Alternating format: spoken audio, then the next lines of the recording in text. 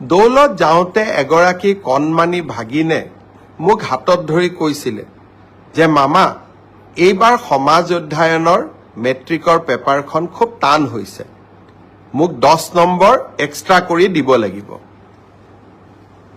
নগাঁৱলৈকে যাওঁতে 16 তাৰিখে নগাঁৱত গৈছিলোঁ, তাতো এগৰাকী ভাগিনে এনেকেই কথা ক'লে, আৰু বৰদোৱাতো আন এগৰাকী ভাগিনে একেই কথা ক'লে যে সমাজ অধ্যয়নৰ পেপাৰখন এইবাৰ মেট্ৰিকত খুব টান হৈছিলে। মই প্ৰত্যেকটো কথাই চিৰিয়াছলি লওঁ। গুৱাহাটীত আহি সেবাৰ চেয়াৰমেনক মই সুধিলোঁ যে সমাজ অধ্যয়নৰ পেপাৰখন সঁচাই টান হৈছিল নেকি। সেবাৰ অধ্যক্ষ ডাঙৰীয়াই মোক ক'লে যে প্ৰশ্নখনৰ পেটাৰ্ণ বদলিছে।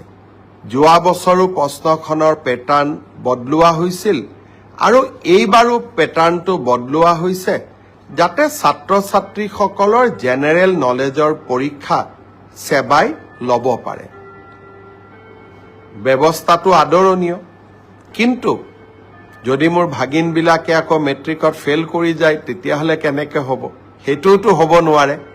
সেইকাৰণে মই সেবাৰ অধ্যক্ষক মই অনুৰোধ কৰিছোঁ যে আপুনি চাব, যদি মোৰ ভাগিনবিলাকৰ পৰীক্ষা সমাজ অধ্যয়নখনত বেয়া হয় কিন্তু আন পেপাৰবিলাকত ভাল হয়, তেতিয়াহ'লে এইবাৰ সমাজ অধ্যয়নত আমি সকলোকে অতিৰিক্তকৈ কিবা নম্বৰৰ ব্যৱস্থা কৰি হ'লেও ভাগিনসকলক মেট্ৰিক পাছ কৰাৰ সুবিধা কৰি দিব লাগিব।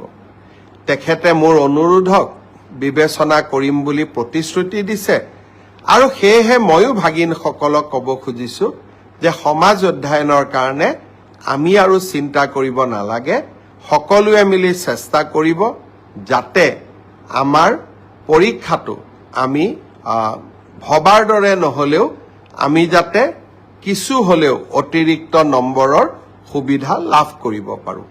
মই ভাবোঁ যে এই ঘোষণাটোৱে ভাগিনসকলৰ চিন্তা কিছু